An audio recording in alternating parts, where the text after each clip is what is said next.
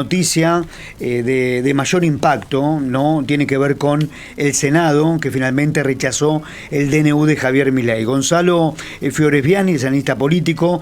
Gonzalo, soy Adrián Salonia. Buen día. Hola, ¿qué tal, Adrián? Muy buenos días, un abrazo grande y un saludo a toda la audiencia. ¿Cómo va? Bueno, gracias por atendernos. Gonzalo, una nueva derrota política para el gobierno. ¿Qué lectura nos podés hacer?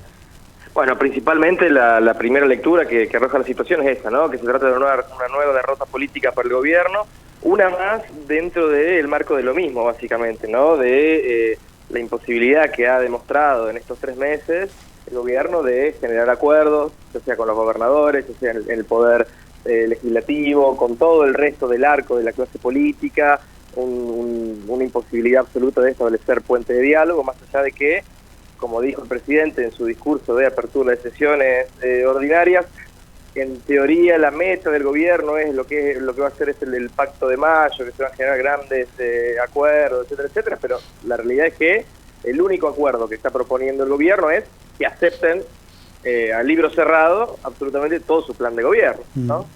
Y eso no es un acuerdo real en política, y esto se traduce en derrotas como la de senadores. Por supuesto ahora hay que ver cómo sigue el camino y qué pasa en diputados. Claro, y esto le sucede al presidente por no dialogar, por no buscar consenso. Estas palabras no están en el vocabulario del presidente. Y hoy recordaba que a Cristina le rechazaron la 125 después de meses de rutas nacionales cortadas. A Macri también le rechazaron un mega DNU y tuvo que mandarlo reconvertido en leyes sin negociar. Bueno, tampoco es tan grave. Creo que el presidente lo que debería hacer es cambiar la estrategia, ¿no, Gonzalo? Absolutamente, sí, tampoco es tan grave cuando ves que, es verdad, otros presidentes han tenido derrotas políticas importantes. Lo de la 125 es un caso paradigmático, porque no solo fue una derrota política en su momento, sino que además implicó una especie de ruptura dentro del gobierno, con el presidente, etcétera, etcétera.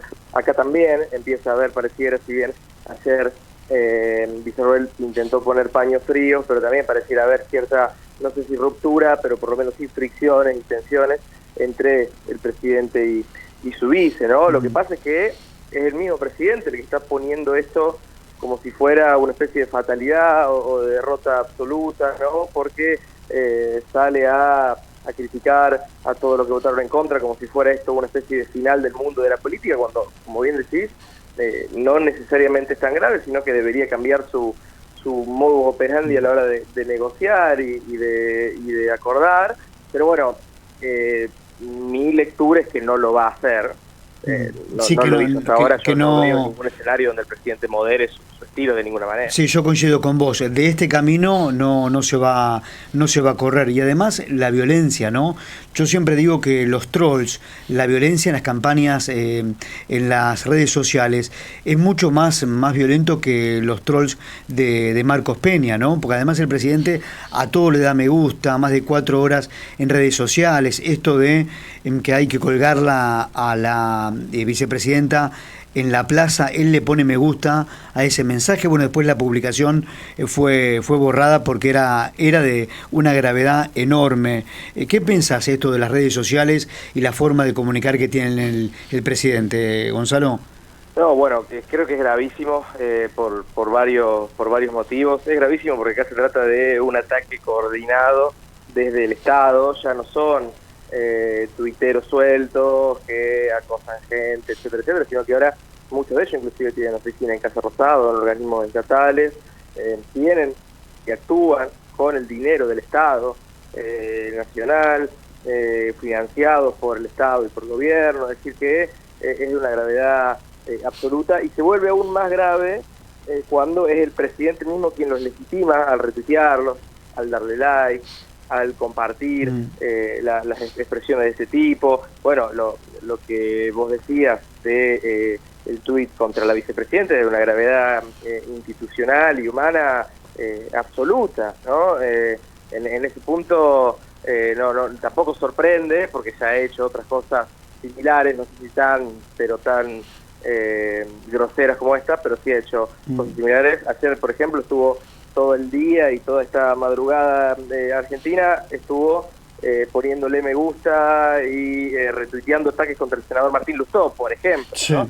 Sí. Entonces, después, ¿cómo querés acordar con otros actores de la clase política si lo único que haces te dedicas a retuitear agravios, compartir, darle like, agravios que realmente van muchísimo más allá de la cuestión ideológica. Sí, política, sí, ¿no? construye, Gonzalo, construye enemigos imaginarios y cada día elige una persona distinta.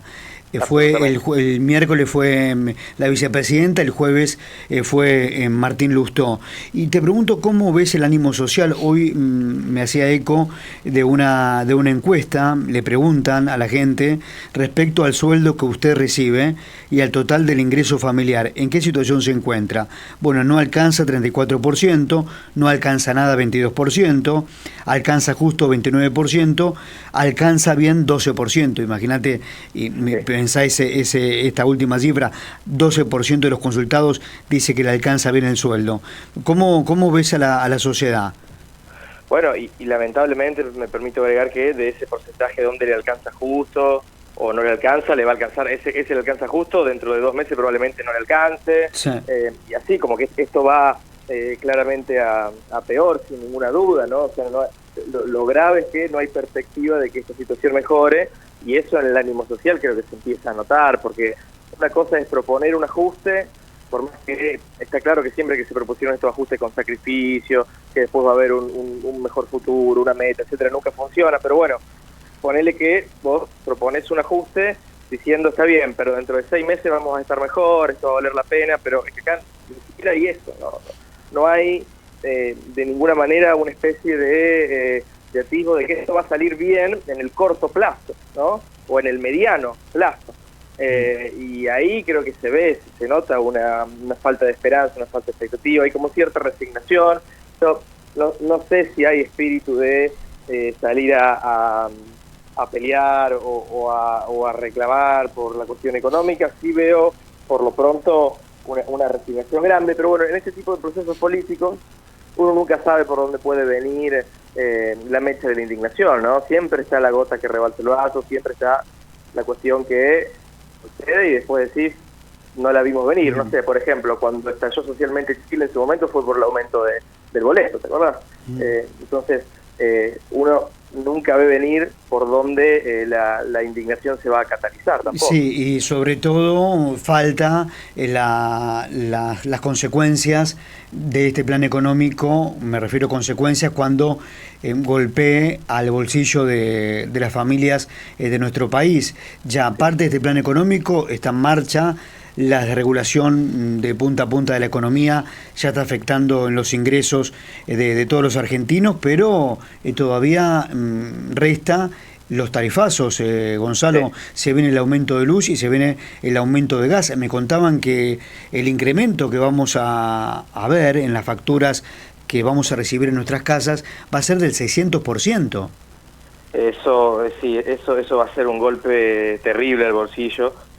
Y a un punto en que no lo podemos todavía dimensionar, porque nunca pasó un aumento de esa característica, ¿no? Como vos decís, del 600%, o sea, sin que los salarios, por supuesto, acompañen en lo más mínimo, ¿no? Porque está claro que los salarios no de ninguna manera hay ningún incentivo a que aumenten, a que traten de, aunque sea, correrle un poquito de atrás a la inflación, a los aumentos, a los tarifazos, y eso también golpea. Yo estoy convencido de que la cuestión de los tarifazos, claro, también con el costo de vida que es cada vez más alto, los precios de los alimentos que son cada vez más altos, toda esta situación junta, bueno, es un combo complejo a la hora de manejarlo socialmente, ¿no? Bien, te mando un abrazo. Gracias, Gonzalo. Un abrazo grande, Adrián, y hasta la próxima disposición. Gonzalo Fioresbiani, analista político, analizando obviamente todo lo sucedido en la Cámara Alta. 6:29, vamos a